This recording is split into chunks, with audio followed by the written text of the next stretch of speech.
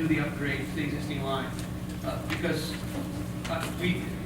many of us believe it can be done, or they would have said it can't be done, and all they say is it will be very difficult, which to me means expensive. Okay, so my real question now is, and maybe you guys can answer this for me. I have an existing gas line that goes through the property. First of all, I don't want them to go through again. I can't stop that. I think it's inevitable. It's going to happen. But if you think back 60 years ago when this pipe was put in, there's a 30 or 36-inch tube or whatever it is in there now. 60 years ago in the technology, they had bulldozers and so on, and they could come through and take 40 foot of property to be able to put this line in. Today, the story that I get is we have to be 25 feet from the existing line, we have to take 50 feet, and then we have to take an additional 75 feet beyond that yet. I'm going to have Interstate 80 running through my property. My problem is first of all, you have to take some property to be able to do this. Why must you take that 50? Why can't you use that existing 40 feet to be driving back and forth and use your backhoe? We haven't got smarter in tools and technologies. Why do you have to take all that extra property? In addition to that, when they take, I don't have farmland, I have trees. When they take those trees down, I will never see the benefit of those trees again. So when they take those trees down, you know what they're going to do? They're going to pay me, and they're going to turn around and they're going to screw me by making me take a 1099, and I have to pay tax on something that I never wanted them to do. So what are my options? You can negotiate, and let me ask you a question. Let me ask you a question first, Steve. Get this. Let me ask you a question first. This is, you're talking, you have an existing line. Yes. And the Atlantic Sunrise would be added to your Yes. existing. So it's a 42-inch, what is the width of your existing? 40 foot. 40 foot. They're obviously, with the 42-inch pipe, they're going to have. I realize they're going to take some, Yeah. but They're not- why can't they use, as you're showing there? Yeah, they can. You can go right over, They so can. why can't they take a minimal amount of They property to can. be able to do, They versus can. what I'm hearing is, no, we're taking 50 and we're taking 75, and then when we're done, we'll give you 50 back. Thank you. I heard that right up to eminent domain. And we as landowners So what do I say? held our ground and said, no, you can work within, and I'm happy to talk to you about this on your personal situation. Right. Because you can limit the amount of space they take. Number one is a right of way. You can limit the number of trees they take down, depending on the circumstance. Right. And you can give them a temporary workspace rather What than does increasing the that right mean of when you way. say temporary? It's a temporary workspace is allowing them to work on your property without giving them any more rights to put future pipelines in, without giving them additional right of way. Okay. I'm a- So you I have have that. this. Be Thank in you. touch, really, Sure. please. Eventually, I'll speak more about what other things you can do. I just have a question of you. I'm assuming that you've allowed this to happen on your property since it's there, correct? Try to speak into the mic so everyone can hear. There's people in the back who I'm can't hear. assuming that you signed something allowing that company to put the pipeline through your farm, correct? No, I moved to, when I bought the farm, I sat down at the settlement table, and the very last page of our deed said, and there's a pipeline there.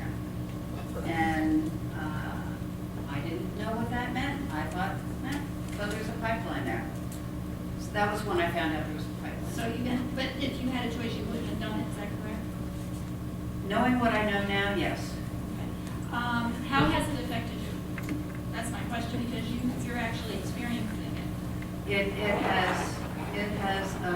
It's changed my lifestyle, it's changed my business. I moved to the property, the farm. I'd much rather be planting right now and sowing than running around talking about pipelines. So it changed my life dramatically. It changed my quality of life. In what way? It changed my quality of life in the sense that I know more than I should know. I know now that what those two 30-inch pipes that are in my field right now, there's a thing called a potential impact radius. And the potential impact radius is a circle around a pipeline in which, if it explodes, there will be catastrophic, there will be death and catastrophic losses. I have two 30-inch and now a 42-inch pipeline. The 30-inch probably has an impact radius of 1,000 feet on each side. My kitchen, with the two 30-inch and a 42-inch, if there's an explosion, our land agent has already said, you don't have an escape route. If this explodes, you're dead. So that affects your quality of life. The trees that have been removed, the angst of working, having to negotiate. Once you have an easement on your land, your life will not be the same because there is always the potential that an expansion will be asked for. Thank you. Sure. My name is Jerry. I live in Benton. My question has to do with what options does someone like me have? Other people are probably in the same situation I am. The projected pipeline in near my property is to go on my neighbor's property. My concern, and she's going to allow it. My concern is that my property is within the 300 feet environmental impact zone part. In that zone is a hedgerow of beautiful trees. Now, I can't imagine, based on the map that I saw, that those trees will not be destroyed. According to Williams' documentation that I saw, those trees I use as a windbreak for a big garden that we have and for our home on the top of the hill. According to Williams, you cannot replace destroyed trees with new trees. It has to be shrubbery. Shrubbery will not serve the purpose that those trees provide now. So if somebody like me, I'm not allowing an easement, but I'm suffering the consequences of an easement. So what are your So options? what protection can I have, other than talking to my neighbor, which I will do, but it doesn't seem like it's going. Well, one of your options, and anyone who is potentially impacted by or has anyone who has interest in this project at all, should file with the Federal Energy Regulation Commission as an intervener. It costs nothing, but it gives you the right to hear every piece of documentation. And I tell you, they're coming in, Ann and Tim and Sam, I know they're coming in, I think I've got about 200 of them in my inbox right now. But as an intervener, you are privy to every bit of information that comes in as a comment, a protest, a support of the project, and you have the ability to have your input listened to by FERC. And we all kind of joke around that FERC never saw a project that it didn't like. But when you have a community, and I'll go back to the Commonwealth Pipeline, one of the reasons that pipeline was prevented from occurring is that it went through Hopewell Big Woods, one of the largest contiguous forests in southeast Pennsylvania. When you talk about these environmental impacts, and we talk about cumulative, again, talk about the cumulative impacts that are going to affect your community, and it may or may not have an effect, but I think that's your best option. So there's no legal recourse, it's... Yes, there is. Yeah. Yes, there is. Yeah. What we're doing in Lancaster County, what Lebanon County has started to do, and it seems to me, after researching this, when you look at the federal regulatory system, and learn that it's not there to protect you. It's there to allow industry to thrive. It's there to issue permits. It's the Federal Energy Regulatory Commission isn't even a branch directly of the federal government. It's funded.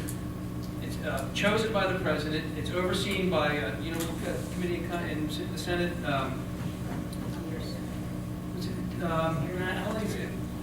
A committee in Congress, in Senate, oversees it. It's staffed by mostly, I believe, ex-oil and gas industry employees. And they get their funding to operate from fines levied on the oil and gas industry. So the more explosions and violations that occur, the more they thrive. It's kind of like that fox watching animals, I think. What we're doing in Lancaster County, and before I say that, I'm going to address the one question about quality of life. One of the big concerns in Lancaster County, and you folks don't have that issue here, we've got 15% tree cover. Lancaster County is almost dead last in the state for air quality. We really can't afford to lose any more trees. We have bad air because there's no trees, and then we're going to cut down a lot of trees. We've got this pipeline right now slated to go through 53 preserved farms that we've all worked hard. We're very proud of this effort that we've gone to preserve farmland for future generations to be always farms. And this is what Lancaster is about. No one's going to come to Lancaster if the farms are gone or if it becomes an industrial hub of the oil and gas industry. We got two industries in Lancaster County: tourism, farming. You mess with the farming and they're both gone. So that's our quality of life. We're trying to preserve our quality of life and actually what we are and what we want to stay. And it's not about one pipeline. It's about their stated goal to make this whole area a hub of this huge boom. So it's not a gas line. It's a huge build-out of the natural gas Marcellus shale boom, which will spread right down through every county all the way into Maryland to Cove Point for export. What we're doing in Lancaster County, we are working with a group called CELDEF, Community Environmental Legal Defense Fund. They're pro bono. They started their work in central Pennsylvania, factory farms, municipal sludge, things like that. They've been very active lately with injection wells, fracking. Their approach and others who have similar approaches is about community rights. It's about reversing that thing that happened in 1870 when we began to not be a representative democracy anymore. It's about having municipalities like townships be able to do more than fill potholes, to be able to make decisions and pass laws about things that affect the quality of their life, their air, their water, things that mean the most to us. And it's about passing ordinances, and I'm not going to lie to you. It's A, an uphill battle. It's B, very scary. When I heard CELDEF talk, the first time I heard his presentation, I've heard it 5 times now, I was a combination of scared, hopeful, angry, confused, all at once. Because it asks the townships to pass ordinances that you agree on, and you get your supervisors on board with. And this is tough because township supervisors take an oath. And you need to understand this as we move forward if you want to go this route. Their oath says that they've got to uphold the state and federal statutes. Their oath also says they have to look out for the health and welfare of their constituents. They're in a bind, baby. They're in a tough spot. So what we said to our supervisors in Martin Township and the other townships is, we understand. We're here to work with you. And so what we need to do is show them that there's not just 10 people at the meeting that are angry about this, that there's hundreds and hundreds of people in this 3,000 person township that are angry about it, that there's 3,000 people that don't want this thing to happen, whatever. And when they see that, that helps them to come on board with you. The problem is, if you stop Williams from coming through this pipeline, they can and may sue you. They can and may sue the township, which is very scary. But it is really the only thing I feel that we can do. So yeah, does it sound like revolution? Absolutely. It's within the law. None of us would be here. None of us would be here like we are today if some people hadn't dropped the T in the harbor. We'd still be talking to the king. And that is, again, why I feel is what I'm doing is very American, because something is very wrong when the people in the community where the harm is going to be have no say in what goes on. That is not America. It's not what it's supposed to be. So this is about taking back a little control. Everyone talks about this is wrong, Washington's wrong, we got to change this. Well, the change doesn't happen in Washington. It happens right here in Bloomsburg, right here in Lancaster. That's where it starts, and that's what this is all about, I think.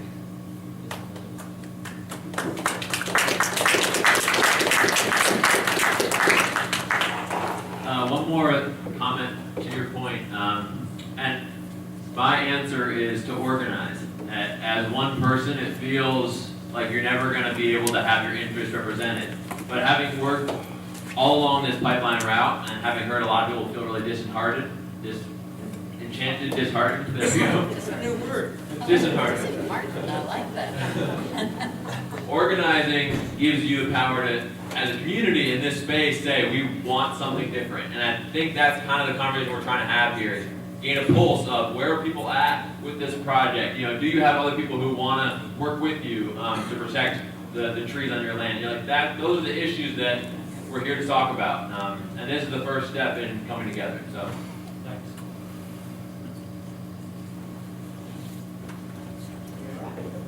My turn. I think so.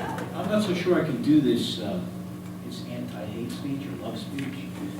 If I ask Williams for a blue pipeline as opposed to pink, can I get that? You can't. Yeah. That makes me angry. I want to say something nasty. Look, I've done, my name's Kevin Eatley. I'm a professional restoration ecologist. I'm also on the board of directors of Community Rights Network, which is what Tim was talking about here. And you are screwed. Yeah, I don't know if that's hate. Let me know if I'm hating you, because I don't want to hate. You are screwed. The gentleman that was talking about his trees, the two gentlemen were talking about their trees. I know a little bit about trees. I've done 3 reviews of the FERC EIS on 3 other projects, and if you have trees, you are screwed. You are absolutely screwed, because they just discount. They will not take the full cost in of what the damage they're going to do. And the gentleman was talking about the right-of-way width. Oh my God, I reviewed FERC's own internal documents as to how their regulations were going to be structured. And we were talking about the Brandywine Creek. Okay, the Brandywine Creek. You know what FERC says? FERC says that they can do these open cut crossings on medium and small sized creeks, but not on big creeks. Now, that makes no sense, because on a watershed basis, there's more linear feet of small streams. The cumulative damage on a watershed from doing open cuts is greater than just doing one open cut on a big creek. What are they responding to? Public pressure. And what they were talking about here as far as going in a different direction, I talked to the Williams guys about this. Why don't they use the existing right-of-way? You know what it is? The existing right-of-way is too built up now. There's too many people living along it. They don't want the trouble. So they think that we're rural bumpkins, and they can get through with making a new pipeline through here. And look, I am all about private property, absolutely about private property. But private property does not mean, which you will hear constantly, and getting on the hate speech, you will hear constantly that private property means that you can't tell me what to do. I can do whatever I want with my property. That is not what private property is. Private property means that you can restrict other people from having access to your property, which is the polar opposite of what these people want to do. They want to take your private property without proper compensation, and if you don't want to sell it, that is your right. And the only way you're going to defeat these, I got one complaint I have, please don't let me hate, is that there's a mixed message up here. You want some hating? I can do some hating. There's a little bit of a mixed message up here, and I understand it's all touchy-feely, warm, and let's converse. It's too late for that. It's too late. I'm getting out of here. I left Lycoming County, and I'm getting out of Pennsylvania because these people are taking it all. They're taking it all. And if you want to have a pipeline in your property, go ahead, make it go in a circle. But if you want to take somebody else's property to put a pipeline against their will, that is not a legitimate job. That is called theft. That's theft, pure and simple. And the only way you're going to defeat this is what Tim was talking about before, is that you have to band together. Do not allow a survey. Do not sign. And if you sign, if you negotiate with those companies, you are letting down everyone else in your community. Everyone else in your community, you're letting them down. And it's ridiculous. Now, the one thing I want to add here before I go is Tim should, I want to You know, he's a good guy. I like him. He's good. He's a little bit hateful, but he's a good guy. He's giving you a strong message. I lived in Lancaster County. I had a pipeline going through my property. I know what it was like to live with the pipeline. But the Tuckwin Glen and the Shanks Ferry, you should have, and the pipeline being moved to an orchard, no guilt. Williams knew ahead of time. Williams purposely said, let's put it through there. And then, when they had to move it, hey, look, we're good guys. You go in and you go into a negotiation asking for more that you're going to know. These people are not stupid. They went in there and said, we'll tell them we're going to take their nature preserve. And then, well, they'll move it over here where we're going to put it in the first place. And then we look like we're being reasonable.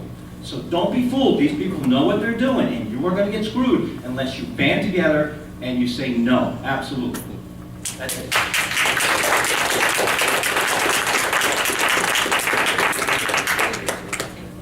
I can't compete with that, so I'm just going to rattle a little bit. Hey, my name's Dave Lidecker. I'm with Shield Justice Coalition. It branched out of the OUE, which was an environmental group for during their 30 years. So with the gas situation coming on, we thought we'd better step up to the plate because this is a major, major issue compared to some of the stuff we've done. The history of Williams Pipeline is incredibly bad, I got to tell you. I got a 6-page document here, and they get fined, and then they negotiate and don't pay probably, but they might pay 10% of the fine. So they're just trouble. And if you need to see the document, I can show that to you. Yes, you probably do need additional insurance if you put a pipeline. I spent several days calling insurance agents up in the northern tier, and that is a true statement. Mortgage values and able to get a mortgage, that's getting more difficult as time goes on because the mortgage companies don't want to be part of a pipeline, and it scares them. And that was part of my project I worked on that day too, or those couple days. Kevin talked about CELDEF or the Community Rights Network. Tell you what, they got us sucked into a regulatory box that we cannot get out of. We have no tools to battle these people. They stick out something that looks like a little appetizing, but all you do is get in a cage and compete with the regulatory issues or standards that are set up by the corporations and your elected officials. And if you go online, there's a site called Open Door. And Open Door will explain to you how these people rotate from the industry into government and write the laws, environmental laws, for their benefit and not for yours. In reference to the rights of Community Rights Network, there are 170 ordinances throughout the United States, and some of them are called rights of nature ordinances, because today nature has no rights. The corporations have taken away from themselves. And of the 170, there's only 2 in litigation right now. And they're set up by municipalities, counties, and townships. And actually, Shale Justice has been involved in supporting some communities. And there's 2 in Elton County that Shale Justice supported and sponsored. And they have both enacted an ordinance for the rights of nature where it will eliminate the injection wells. And actually one in New Mexico where it's a whole county down there, and it makes it impossible, this ordinance and rights of nature makes it impossible to extract any hydrocarbons from the ground. And that's for a whole county down there. Tim said something about CO2 versus the methane. I just looked up some of my notes. It is 30 times worse for climate change.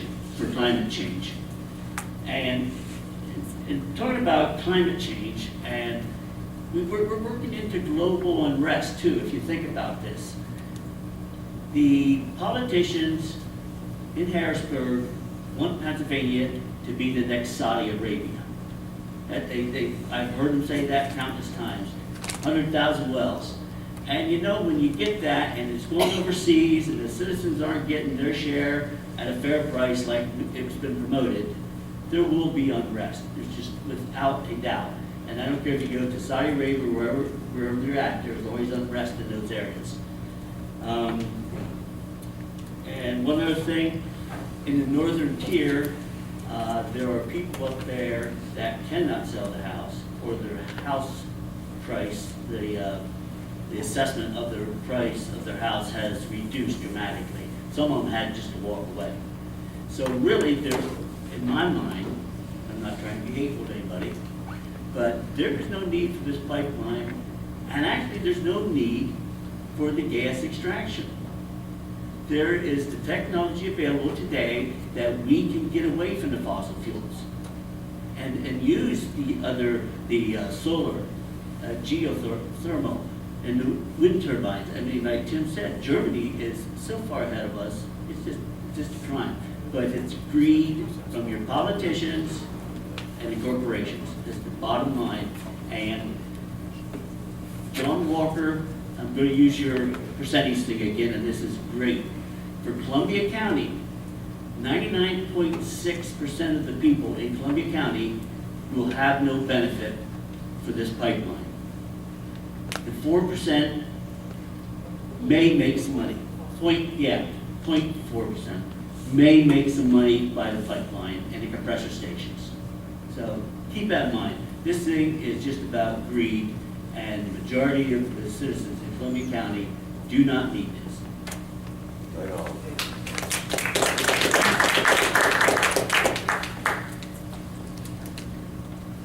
I have a couple comments and a question. My first comment is, I would like to know how many commissioners or state representatives are here from Columbia County? All right, how many supervisors are here from Columbia County? Congratulations, you got one. We need to really put the pressure on our commissioners who got a chance to meet with Williams back in April, March or April. I don't know what transpired in that meeting, but whatever it was, our commissioners went underground. We have not heard a peep from any of them. And I think that is disgusting, quite frankly. The other thing is, I have decided for Orange Township, which we finally found out that maybe, I mean, this whole thing is so nebulous because no one has really told us where the pipeline's going to go, where the compressor stations are going to go. I mean, it's just nuts. And we're supposed to tell FERC what we think about what's going to happen by the 18th, by Monday. By Monday, we're supposed to tell FERC what we think about what's going to happen with this pipeline and compressor stations, and Williams hasn't told us a thing. It's completely nuts. So we really need to raise Cain. We really need to get our neighbors involved. We need to get our commissioners involved. Where's Gordner? Where's Millard? They need to be involved. If anybody, and what I'm doing in Orange Township, hopefully it'll work.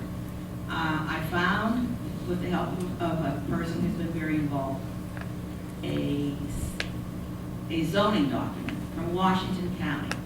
Washington County's been dealing with this for a lot longer than we have. And they have a 21-page zoning document. It has to do with fracking, it has to do with digging wells and putting the waste in it. It has to do with compressor stations, everything from the lighting around compressor stations. Compressor stations have to be electric, not gas, because if they're gas, they're real noisy. If they're electric, apparently not so much. So my suggestion to you is to go to your supervisors with the document, because really all they have to do is revise it by changing the names, changing the numbers. They can adopt it just the way it is. It has been adopted in Washington County. And I've got slips of paper here, tells you where to go on the internet to get that document. And you just print it, get some of the people in your community to go to see your supervisors, but we have to move fast. We need to get that approved very quickly. And I think if Orange and Mount Pleasant and Hemlock and Montour and Cleveland, and I don't know who else is involved, all get a zoning document that's tight, that may discourage Williams. And also, they cannot come back and sue you for having a zoning document. That's been determined by the state of Pennsylvania Supreme Court. So you can go ahead and do your zoning document. You will not be sued because the Supreme Court says you have a right to have that document in your community. So if anybody wants one of these slips that tells you how to get that document, I'll have them up here. You can get them. I'll put them on the chair if you want to just come and get it. So that I wanted to tell you.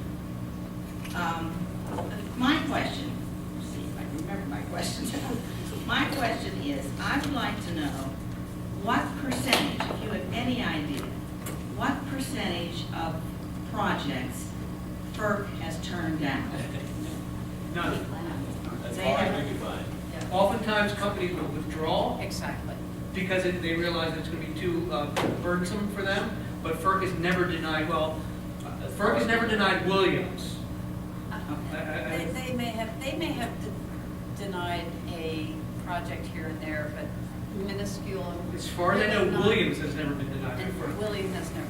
Well, you know, when we had that, when Williams had that meeting in this room and invited all the landowners that had got letters or whatever to meet here, and we all came anyhow, and they had the tables with all the maps, which of course, well, now we have no idea whether those maps mean anything or not. FERC was set up over there. And I thought, what's FERC doing here? I mean, who are they? So I said to them, are you part of this group? Oh, no, we're a federal organization, and we come to find that they're only quasi-federal. So we still need to email or write to FERC and tell them what we think of their project. Pro or con, whatever, we need to get that on the record. I think if they hear from enough people, they might just raise their awareness of it. Let me address two things. The issue with the 18th is when they've had scoping hearings, which means we want to hear what kinds of things we should be looking for in our environmental impact study. In other words, if Native Americans never lived here, and it's not an issue, they want to know, is there cultural sites we need to think about, historic sites? Are there bog turtles? Are there Indiana bats? Is there, in Lancaster County, is there an active fault line? Yes, there is. Those are the kind of things they want to hear about. After the 18th, you can still send letters. I want to make that very clear. They're not done hearing from us, but after the 18th, they are going to say, here's what the scope of what we're looking at. Then the environmental impact study begins. So this is not the end, and a lot of people think that. We called FERC several times because it's very unclear, and we got clarification that you can still send letters that you're concerned about this and this and this. But at that time, they will have a very finite scope. That's why they're called scoping hearings, of what kinds of things they'll be looking at. So after that point, if you say, you bring up something else, it's not in their scope. So it's important to have everything that needs to be in their scope to them by the 18th, but they can still send letters. And the 18th is Monday. And I'm sorry, you had said something else I wanted to respond to. I'll think of it. What was it? No, I'll think of it later. It's getting old, isn't it? And if you have not filed as an intervener, you can request to file as a late intervener.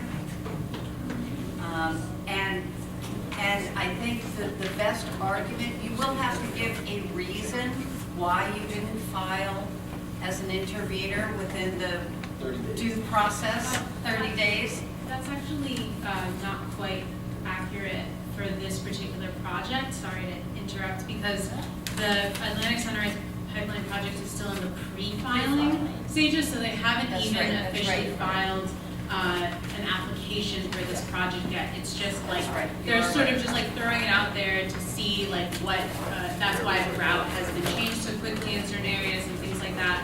And their plan is to file a full application approximately like March of next year or so.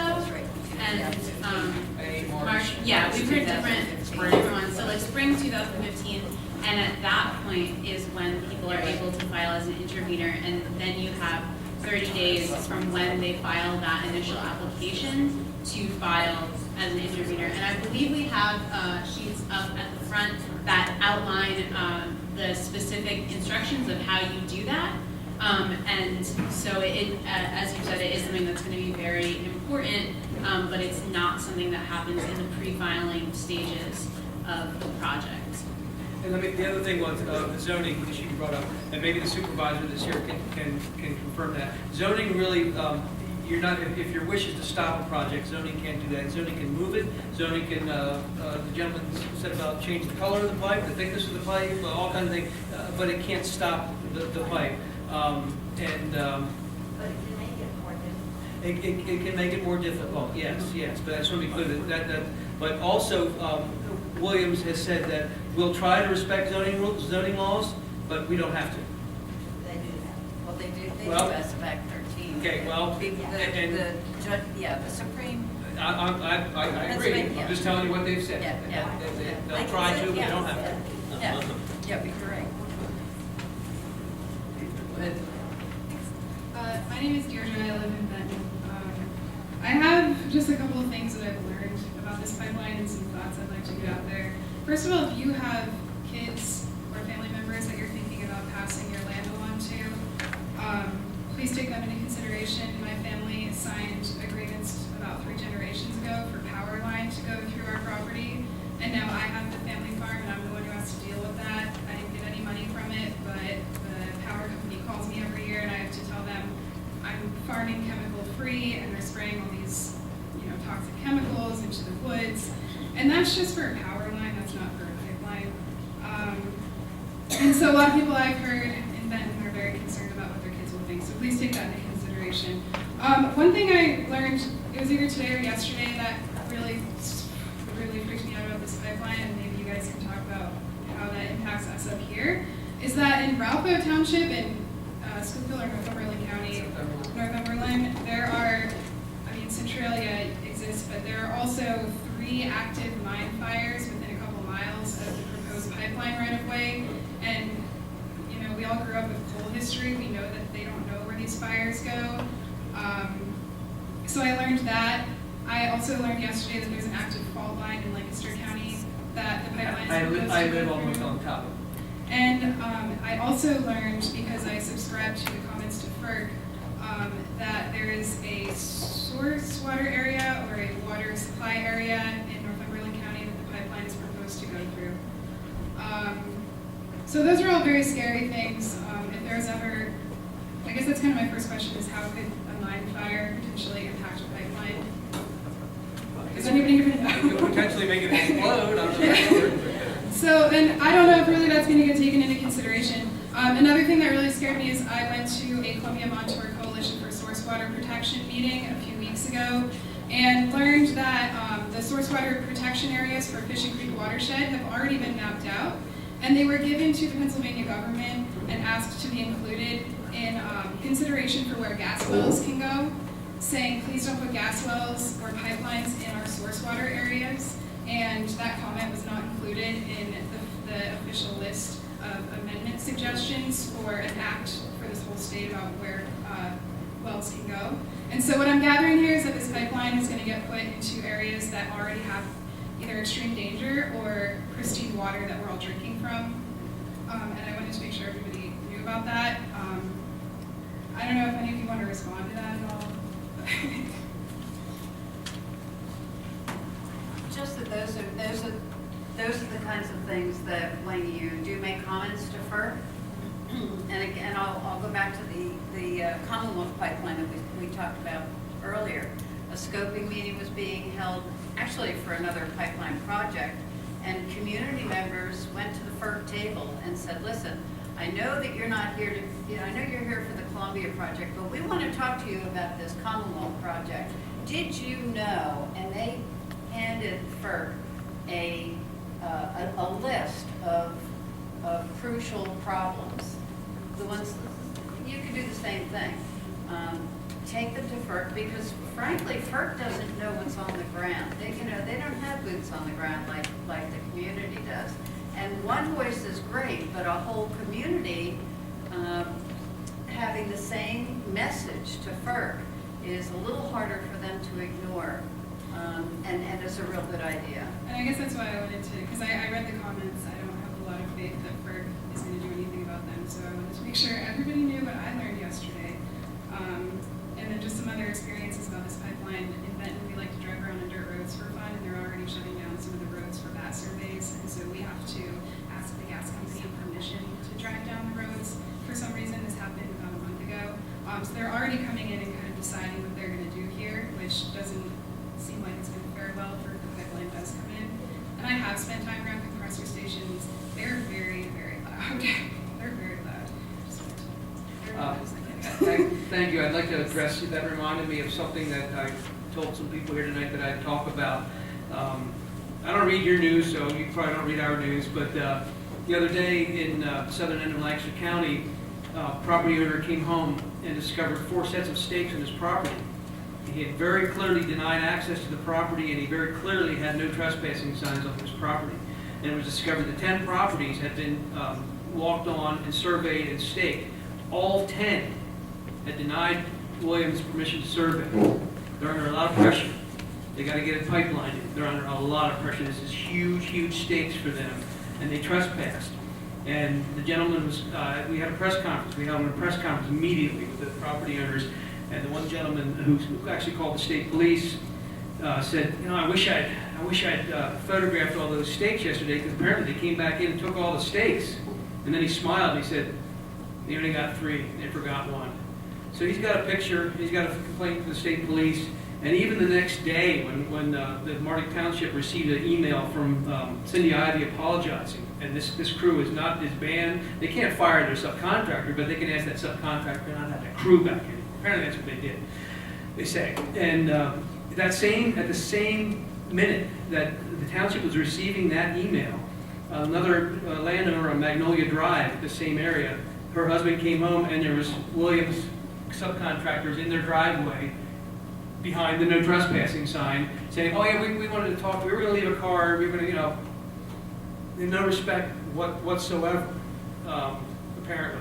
So I want to encourage people, if you are a landowner and you haven't denied permission, you might want to put some no trespassing signs up. And if people are on your land, and the one woman spoke very eloquently, she's a single mother with 2 daughters, and she said, up till now I've been afraid of a pipeline. She said, now I'm just afraid. Because there were strange men who had crossed her fence, were on her property, and she's got 2 daughters at home. She said, now I'm just afraid. So this is I think this is where they're at. And about the community rights stuff, I just want to make sure everyone's aware. This is happening all around the country. The one he referred to New Mexico. There's a town in Colorado, I can never remember its name, it starts with an L. They said no fracking in here, and the drilling company is suing them. They're counter-suing them. CELDEF actually just said there's a case in the Pittsburgh area where the community said no injection wells, and now they're getting sued. So these things are just now playing out in court. So far, I don't know if you saw the Cove Point case down in Maryland. The judge said this law that was passed that gives free rein to Dominion to change this facility into an export facility violates our state constitution. No. So this pushback is happening all over the country. Driving New York, it's a little bit different situation. The guy from South tried to explain it to me. It was all very legal stuff. They actually passed resolutions or passed laws, and the highest court in New York has upheld that, and that affects 170 communities that said, no, we don't want this. Of course, all these things are going to get played out in court, and we're anxious to see how they play out. There seems to be a movement, a grassroots movement of people saying enough is enough. It's time to get some control back. It's out of hand. It is just out of hand. It's a gold rush, and we all, these things never end good. And if anybody here tonight has any instances of trespassing on your property, make sure you get in touch with us about that. A question on that, do you have to have the no trespassing sign? There's 2 kinds of trespassing, and someone might know better than me. There's a simple trespass, and Does anyone know what the other one is? Defiant. Defiant trespass. I think simple trespass is when they can say, oh, I'm sorry, I didn't know. I didn't know that was your property. Sorry. Defiant trespass is when you have a new trespassing sign where you said, don't come on my property, and they do. But I said, don't come on the property. That's defiant trespass, Okay. I believe. Not a lawyer, not a lawyer. If you, another good idea is if you do not want Williams or any operator to enter your property, and you can obtain an email address. Cindy Ives' email address is probably well known by most of us, and we're happy to share it. Send an email simply stating that you are not permitting surveying or any entrance onto your property, and ask for a return reply acknowledging that she has gotten your, we've done that in Chester County. That's Williams. That's, yeah. And that which is the Atlantic Sunrise. And another thing that's also happening in Lancaster County, particularly with some Amish farmers, and I don't know if many people know the Amish, they're very trusting. They don't want to create waves. They just don't want trouble. They just want to be left alone on the farm. The Williams agents are telling them that this has happened, and the guy actually changed his mind and gave survey permission. They're saying, if you don't settle with us, come to terms with us now, when it goes to eminent domain, you'll get nothing. And that's not true. It's just a barefaced lie. And, we can't prove that. It's an Amishman. He's not going to sign a paper. He's not going to go to court. But that's what they're doing. That's what they're doing, and it's just really taking advantage. It's just wrong. My name is Pete Tipka. I live in Bear Gap, which is in Ralph Township, Northumberland County. And a young lady probably read my letter to FERC and the online website. There's a couple different ways you can go about commenting and letting the FERC know that you're in opposition or in favor of the pipeline. And one is to either post an e-comment, which you can go online at their website, and I think you're limited to like maybe 6,000 characters, and you can post just like a quick text message. And there's also an e-filing where you have to enter some more information about yourself, like who you are, your address, phone number, and your email. And then they'll reply back to you. They'll give you access to their e-filing site, and then you can link in there like PDF files or Word documents and all that sort of stuff. So I put together that letter regarding Northumberland County and where they want to run this proposed path. It crosses my 35 acres of land, then it goes over my mother's property at Bear Gap. It goes right up over the mountain, down through the Roaring Creek Water Company, and then it goes up the top of Big Mountain, which is heavily undermined with the anthracite coal mines from Nackley, Pennsylvania, all the way to Shamokin. They've been mining coal up there since the 1850s. My grandfather and my great-grandfather operated a sawmill at Bear Gap, and we supplied a lot of the mine timbers to all the coal mines that existed in the area. And I've actually delivered mine boards to a bootlegger who had a coal hole up on top of a big mountain, right in the general vicinity where they want to put this pipeline through. And I know there's mine fires there. You can see them on top of the mountain at Shamokin in the wintertime. There's steam coming up out of the ground, and it's from the fires that exist. So I went on DEP's website. They have a lot of really good information on like the anthracite coal industry and mine fires. And I'm sure everybody here has probably heard about Centralia. And so I did a little more research trying to figure out, what's the fire in Shamokin. The document lists Glenburn fires. There's 3 of them. There's the Glenburn Cameron, which would be where the old Cameron Colliery is. There's the Glenburn Hickory Swamp, which is a region in there somewhere between Shamokin and Coal Run. And then there's the 3rd fire is the Glenburn Luke Fiddler Coal Run fire. And to me, it just seems ludicrous that anybody in their right mind would want to put a pipeline through where there's, especially a 42, I guess pipeline. That was my question to you, Linda, the Pipeline Safety Coalition. It's like, to me, it seems like that's just doesn't make sense. Absolutely doesn't make any sense. Yeah. And you say you did file a comment with With FERC, yeah. Who's the FERC? Well, I would like to say this, it's really good that you file comment, and it's really good that a lot of us in Lancaster County say file comments about Native American sites, but when Tim Trussell, professor of archaeology at Millerville University, files an e-comment about the native sites, when Jay Parrish, former state geologist, says, you guys are crazy for putting a pipeline through this karst geology in this seismic active area. Why would you do that? When people with credentials go to FERC, it means a lot.